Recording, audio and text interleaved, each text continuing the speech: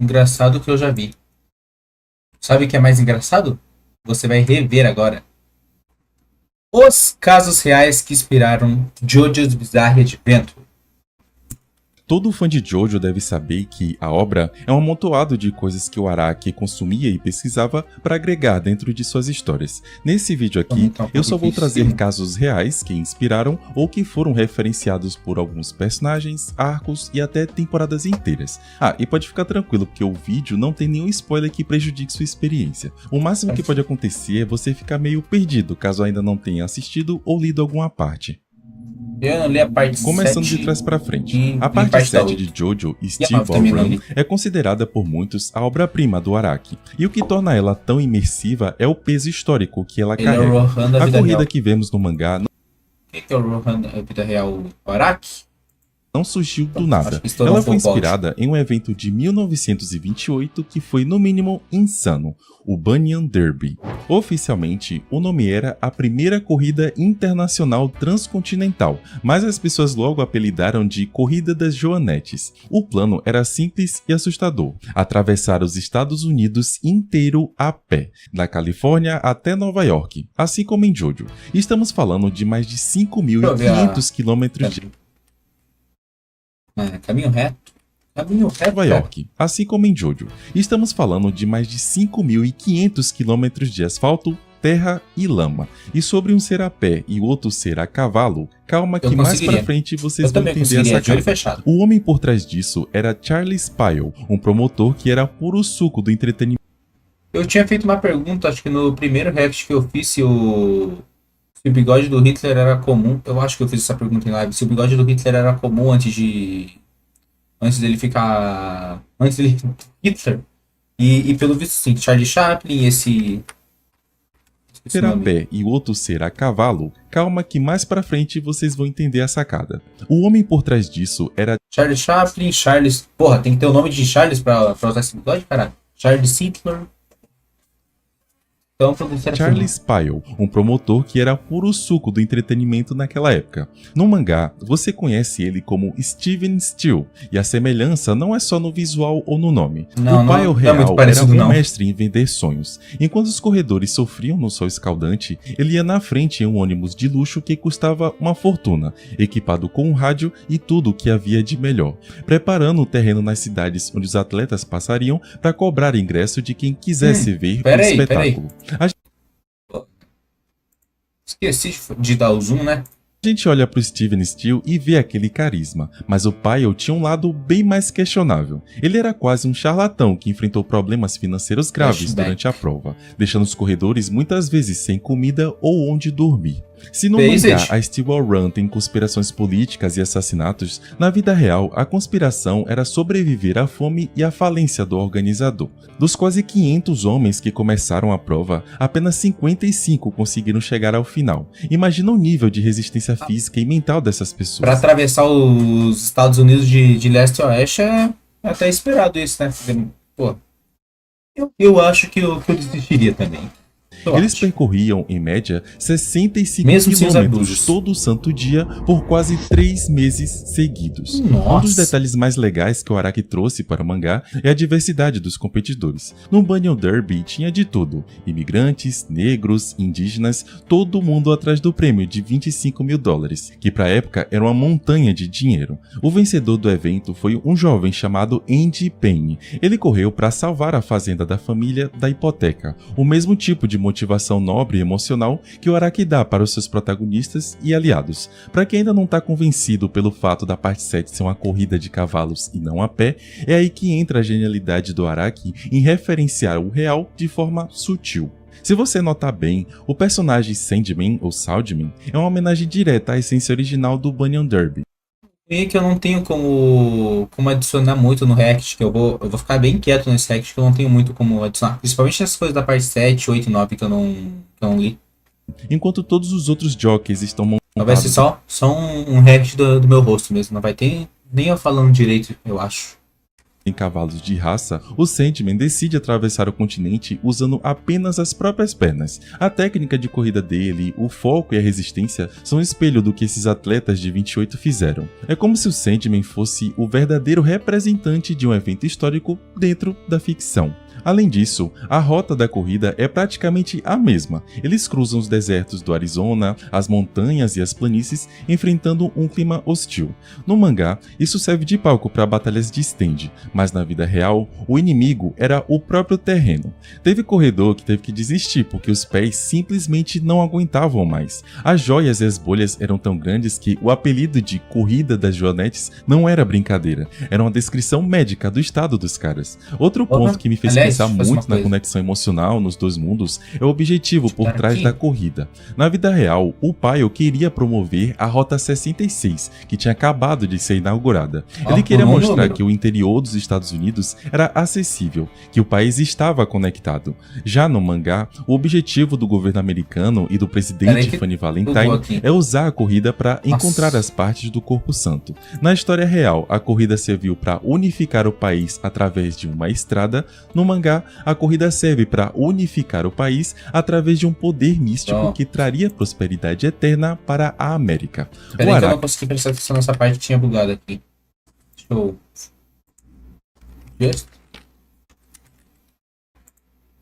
Aqui, pronto.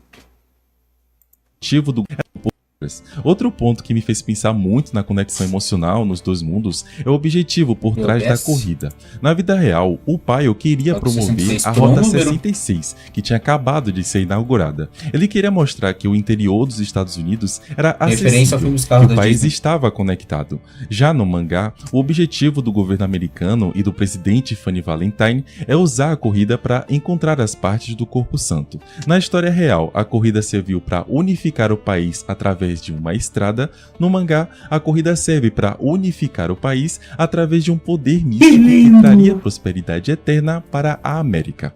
O Araki pegou um evento de marketing esportivo e elevou ele a uma busca espiritual e política de escala global. Se você acompanhou a luta da Jolene contra o Rikiel, isso daí fala no Dio, deve ter ficado encucado com aquelas criaturas que ele controlava. O stand dele, o Sky High, não era um humanoide que dava socos, mas sim o controle sobre pequenos seres em forma de bastão, chamados Rods. O que muita gente não sabe ou não lembra é que, na época em que o Araki escreveu a parte 6, os Rods eram considerados um dos maiores mistérios do mundo real, com direito a documentários na History Channel e sites dedicados exclusivamente a caçá-los. O conceito era fascinante. Os Rods, ou Skyfish, seriam uma forma de vida desconhecida que vivia na nossa atmosfera. Eles teriam corpos cilíndricos, várias membranas que funcionavam como nadadeiras e se moveriam a milhares de quilômetros por hora.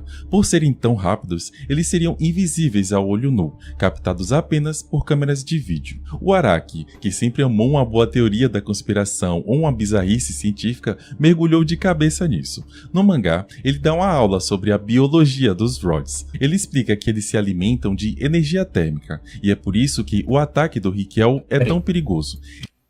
Aí ele se passou, inventou um ser vivo inteiro só pra fazer o poder. Ele dá uma aula sobre a biologia dos Rods. Ele explica que eles se alimentam de energia térmica, e é por isso que o ataque do Rikiel é tão perigoso. Ele não te corta, ele simplesmente manda os Rods roubarem o calor de partes específicas do seu corpo. Se o Rod drena o calor do seu nervo óptico, você fica cego. Se ele drena o seu tronco cerebral, seus órgãos param. É uma forma de assassinato biológico silencioso e invisível. Na vida real, essa história começou com um cara chamado José Escamilla, em 1994. Ele estava filmando no Novo México quando percebeu esses bastões voadores nos frames do vídeo. A partir daí, o mundo ficou obcecado. Surgiram relatos em todos os lugares, da China aos Estados Unidos, inclusive em cavernas profundas, onde as pessoas achavam que os Rods tinham... De novo, eu tenho que acostumar a fazer isso aqui, ó. Deixar no zoom sempre. tinham seus ninhos. O site Roswell Rods, que era a bíblia desse assunto, postava fotos e mais fotos que pareciam provar que a gente não estava sozinho no céu. Mas aqui entra a parte que eu acho mais interessante. Por mais que a ideia de ter monstros invisíveis voando ao nosso redor seja incrível para um mangá, a ciência acabou com a festa dos Rods de um jeito bem Eram simples moscas. e até um pouco engraçado. Descobriu-se que os Rods nunca existiram. Quer dizer, na verdade eles existem, mas as câmeras causam a ilusão de ótica ao captarem insetos comuns, como mariposas ou abelhas. O mistério todo acontecia por causa do funcionamento das câmeras de vídeo daquela época. Basicamente, como a taxa de quadros era baixa e o tempo de exposição de cada frame era relativamente longo, o inseto batendo as asas e cruzando a frente da lente acabava virando um borrão contínuo. O resultado na imagem não é um inseto nítido, mas um rastro longo com várias manchas repetidas ao lado. É o famoso motion blur. No fim das contas, os Rods em Jojo representam o medo do desconhecido. Mesmo que a gente saiba hoje que eles são apenas erros de gravação, o impacto que eles causaram na cultura pop e o jeito que o Araki os transformou em uma ameaça moral para Jolene é o que fica. É a prova que, para um bom roteirista, até um defeito de câmera pode virar uma arma poderosa se você tiver a imaginação certa.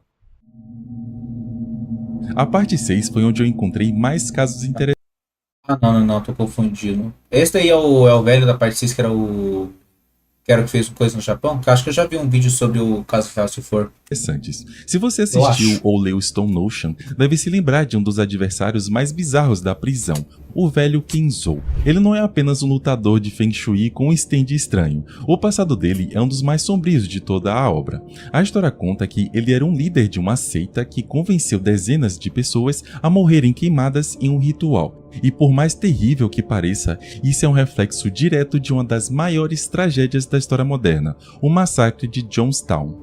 Em 1978, então, um homem chamado Jim Jones, líder do culto Templo do Povo... Tinha visto um vídeo de um cara japonês que tipo, criou um culto inteiro, daí ele começou a fazer terrorismo, daí no último coisa... Tipo, fazer os outros fazerem o terrorismo do culto, e daí no final todo mundo se matou, alguma coisa assim. Ou centenas de seguidores dos Estados Unidos para o meio da selva na Guiana, prometendo um paraíso na terra livre de racismo e pobreza. O lugar foi batizado de Jonestown, mas na prática virou um campo de trabalho forçado e controle mental. O paralelo com Kenzou começa da seguinte forma. Antes de ser preso, Kenzou era uma figura pública, alguém que as pessoas confiavam cegamente. Jim Jones também era assim. Ele era visto conseguiu mudar eleições também como um santo por muitos. A tragédia final aconteceu quando Jones, sentindo que o cerco estava fechando após uma visita de um congressista americano, ordenou que todos cometessem o que ele chamava de... Mais de 900 pessoas morreram naquele dia, a maioria bebendo um refresco de fruta de 900 pessoas. Caralho, quanta gente, hein, isso aí. Quanta gente burra do mundo. Morreram naquele dia, a maioria bebendo um refresco de fruta batizado com cianeto de potássio. Darwin é daqui Awards, que né? vem a expressão em inglês Drinking the Kool-Aid, usada para descrever alguém que acredita cegamente em algo perigoso. Em Jojo, o Araki adapta esse horror de forma visual. O Kenzou foi o único sobrevivente do incêndio, ou o único escolhido pelo destino, ou pela sorte do Feng Shui, enquanto seus seguidores viram cinzas. O que me faz pensar muito sobre o Kenzou é como ele não sente remorso. Ele usa a técnica do Dragon's Dream para se posicionar sempre no lugar seguro, enquanto os outros sofrem as consequências. Isso é a essência de um líder de seita como Jim Jones. Aliás, essa daí eu acho uma das lutas mais chatas desse velho. E também no final é meio até triste lembrar do final dessa luta. Eles se colocam acima de todos, como se a vida alheia fosse apenas um degrau para o próprio sucesso ou iluminação. A luta contra o Kenzou é agoniante porque ele é a personificação desse egoísmo espiritual. Ele acredita que o universo está do lado dele, não importa quantas vidas ele tenha destruído. E é bizarro pensar que, enquanto a gente lê o mangá, milhares de pessoas realmente passaram por esse tipo de manipulação psicológica na vida real. O Araki pegou esse... mas o óculos do cara é estiloso também. Acho que ia cair nessa. Ia ganhar o Darwin Awards. Medo do líder carismático assassino e transformou no maior pesadelo da FF e da Jolene naquele momento da história. Se o Kinzo representa o lado violento e cruel das seitas, o Padre Put representa algo muito mais complexo e perigoso. A crença absoluta de que você está fazendo o bem enquanto guia a todos para o abismo. O plano de Put de alcançar o céu e fazer com que todos os seres humanos conheçam seu próprio destino tem raízes muito fortes em uma seita real que chocou o mundo em 1997. A Heaven's Gate. Liderada por Marshall Applewhite, a Heaven's Gate acreditava que a Terra estava prestes a ser reciclada e que a única forma de sobreviver seria evoluir para um nível de existência superior. Para eles, o corpo humano era apenas um veículo descartável. Eles esperavam que uma nave espacial escondida atrás do cometa Hale-Bopp viriam buscá-los. A conexão com Put é visual e ideológica. Cara, como que criam essa... Como chegou a pensar em criar essas teorias? Porra, vai tomar no cu. E como chegou a acreditar nisso? Os membros da Heaven's Gate eram extremamente organizados, usavam uniformes padronizados e mantinham a estética de... todos... Eram extremamente organizados, usavam uniformes... Todos bem Steve Jobs. Padronizados e mantinham a estética de limpeza e ordem. O Put é exatamente assim, com seu traje de padre impecável e seu jeito metódico. Mas o que realmente liga os dois é a obsessão pelo céu. Applewhite convenceu 38 pessoas a cometerem em uma mansão na Califórnia. Inclusive, essa mansão é idêntica à mansão onde ocorreu a tragédia com a Califórnia. Inclusive... tem um telhado estranho na frente da porta. Quer dizer, o telhado todo aí é bem estranho. Eu, um grande arquiteto, vou julgar aqui. Mas é bem estranho esse telhado. As janelas são meio fechadas no segundo andar, mas os primeiros são bem grandes. Inclusive, essa mansão é idêntica à mansão onde ocorreu a tragédia com a seita do Kinzo. Porra, idêntica é forçar, né? Idêntica é forçar. Essa mansão é idêntica à mansão onde ocorreu a tragédia com a... forçando a barra também, né?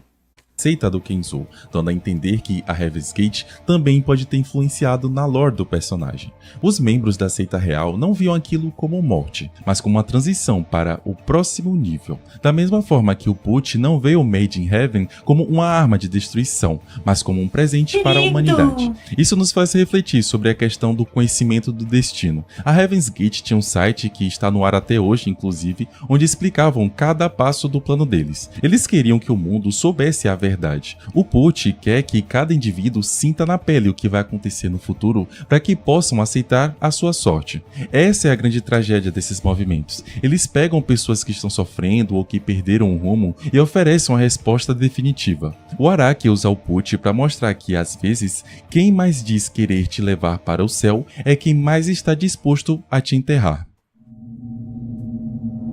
Continuando na parte 6, o conceito por trás do personagem Emporion me chamou bastante atenção. Parando para pensar, como que uma criança nasce, cresce e vive escondido dentro de um presídio de segurança máxima sem que o sistema oficial não faça nada? O próprio Araki comentou no Jojo Valor que a ideia surgiu de uma notícia que ele leu sobre crianças nascendo em prisões femininas. E embora ele não tenha citado o local exato, o contexto da época aponta diretamente para um cenário muito bizarro do sistema carcerário boliviano, para ser mais específico, das prisões de São Pedro e Obrajes.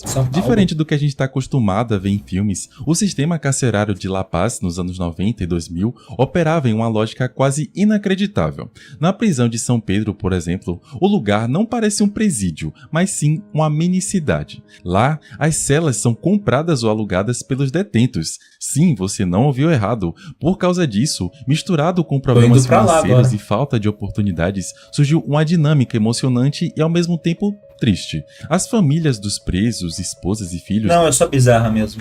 Muitas vezes escolhem morar dentro da cela com eles. É exatamente aqui que a conexão com o Emporion bate forte. Na vida real, essas crianças não são prisioneiras por lei, mas o presídio acaba sendo o único lar que elas conhecem. Elas circulam entre os detentos, brincam nos pátios e o detalhe mais impressionante, elas saem para a escola pela manhã e voltam para a prisão no fim do dia para dormir com os pais. mínimo. O Empório é o fantasma de Grindelwald Street. Ele conhece cada fresta, cada duto de ventilação e vive em uma sala escondida. No sistema boliviano de Obragens ou São Pedro, as crianças também ocupam esses espaços cinzentos. Todos sabem que elas estão lá, mas elas não fazem parte do registro oficial de detentos. Elas são invisíveis para o Estado, mas essenciais para a humanidade que resta dentro daqueles muros. O Araki pegou essa situação de vulnerabilidade extrema e transformou em algo fantástico com o stand do Empório. Enquanto as crianças reais na Bolívia usam a imaginação para transformar corredores de concreto em playgrounds, o Empório usa seu stand para acessar objetos fantasmagóricos, criando um refúgio seguro em meio ao caos. Tanto no mangá quanto na realidade, essas crianças crescem com uma maturidade forçada. O Empório é o suporte emocional da Jolene em vários momentos. Ele entende as regras de sobrevivência da prisão melhor que qualquer adulto. Na Bolívia, os filhos dos detentos em São Pedro também precisam aprender cedo a navegar em um mundo onde a liberdade é apenas um conceito do lado de fora do portão. Se você perguntasse para o Diobrando qual é o stand mais fraco que ele já viu, a resposta seria curta: Survivor. Mas não se engane, ser o mais fraco em Jojo não significa ser inútil. Às vezes, significa ser o mais perigoso. E para criar o conceito desse stand que transforma aliados em bestas assassinas, o Araki foi buscar inspiração em um dos laudos médicos mais perturbadores da história, o incidente do Passo de Dyatlov. Para quem nunca ouviu falar, esse é um dos maiores arquivos X da vida real. Em 1959, 9 esquiadores experientes montaram um acampamento nos Montes Urais, na Rússia. Durante a noite, algo tão aterrorizante aconteceu que eles cortaram a própria barraca por dentro e fugiram para a neve de menos 30 graus Celsius sem calçar as botas, alguns apenas de roupas íntimas. Quando os corpos foram encontrados, ursos, né? O cenário era de um filme de terror. Enquanto alguns morreram de frio, outros tinham ferimentos que desafiavam a lógica, crânios fraturados e costelas esmagadas com uma força comparável a um acidente de carro. O relatório oficial da época concluiu que eles morreram por uma força natural irresistível. Em Stone Ocean, o Araki transpõe seu voo diretamente para o stand Survivor. O Dio conta que o stand foi inspirado por um incidente onde caminhantes se mataram em uma briga brutal. O mecanismo de ação que o Araki criou é puramente biológico. O Survival emite impulsos elétricos baixíssimos, de 0,07 volts, que viajam pela umidade do solo e atingem o sistema límbico das pessoas, a parte do cérebro responsável pelas emoções e pelo instinto de sobrevivência. O resultado? A abolição total do medo. O stand desliga a sua autopreservação. Sabe aquela força sobre-humana que as pessoas dizem ter em momentos de vida ou morte? O Survival libera isso o tempo todo. As vítimas não lutam apenas para se defender, elas lutam para destruir o oponente, ignorando a própria dor. Elas começam a ver os pontos fortes do adversário como pontos brilhantes que precisam ser evitados. É aqui que a conexão com o Passo de Dyatlov fica assustadora. Um dos maiores especialistas forenses da Rússia, Eduard Tumanov, reanalisou o caso e sugeriu que os traumas internos das vítimas poderiam ter sido causados por golpes de combate corporal extremamente violentos. A teoria é que, devido a um estímulo externo, talvez o som do vento causado por ataques de pânico ou paranoia, aquele grupo de amigos se voltou um contra o outro. Em um estado de fúria absoluta, eles teriam se espancado com tanta força que quebraram os próprios ossos, exatamente como os prisioneiros fazem sob o efeito do Survival na ala de segurança máxima. O Araki usa a ciência para explicar o bizarro. Enquanto no mundo real se fala de infrações ou fenômenos naturais, no mangá ele traduz isso para a voltagem elétrica do stand. Em ambos os casos, o inimigo é invisível, indetectável pelos sentidos e capaz de desintegrar a psique humana. O que mais assombra no incidente de Dyatlov e o que o Araki captura com perfeição não é a ideia de um monstro ou alienígena atacando, mas a possibilidade de que seres humanos exemplares possam se transformar em animais devido a um estímulo que eles nem sabem que estão recebendo. Ele não... O que será isso isso daí? Mas ele não falou do...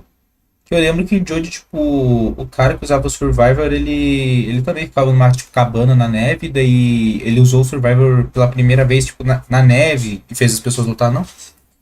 Eu estou errado? Eu acho que ele não mencionou fechar isso. essa lista de conexões com chave de dei, ouro, né? a gente precisa voltar para onde tudo começou, na Londres vitoriana de Phantom Blood. O primeiro grande vilão secundário que o Jonathan enfrenta não é um vampiro comum, mas uma das Meu figuras herói. mais aterrorizantes da história criminal. Jack, o Estripador. No mangá e no anime, o Jack é aquele personagem bizarro que sai de dentro de um cavalo e ataca usando facas cirúrgicas escondidas no corpo. Mas o que torna essa participação especial é como o Araki pegou a aura de medo que cercava o Jack real de 1888 e a levou ao nível sobrenatural de Jojo. O verdadeiro Jack, o Estripador, foi o primeiro serial killer celebridade. Ele aterrorizou o bairro de Whitechapel, em Londres, assassinando pelo menos 5 mulheres de forma brutal. O que diferenciava o Jack de outros Pensei que tinha sido umas 20 pessoas, 25, 1 milhão.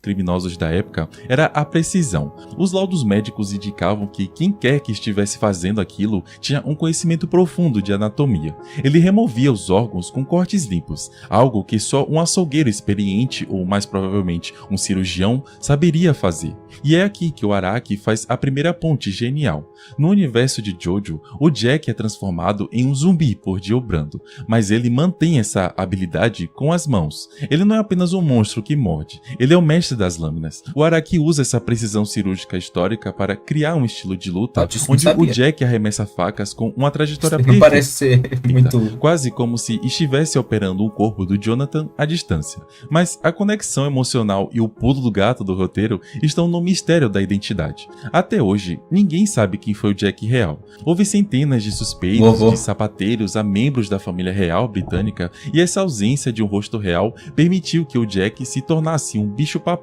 eterno. Em Jojo, o Araki brinca com isso ao mostrar que, no momento que o Jack encontra o Dio, ele finalmente encontra um propósito para sua crueldade. Jack, o Estripador, é o símbolo máximo da decadência humana, do crime sem rosto e da escuridão das ruas de Londres. No fim das contas, seja na vida real ou no anime, o nome Jack ainda evoca um medo primitivo. O Araki só nos deu uma versão onde a gente pode, finalmente, ver esse monstro sendo derrotado por alguém que acredita na justiça. E se você acha que o Jack de Jojo é exagerado, lembre-se que a realidade de Whitechapel era tão sombria que os jornais da época muitas vezes pareciam uma ficção de terror.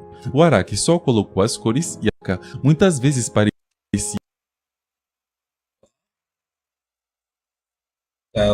Esse daqui são os possíveis Jacks estripadores?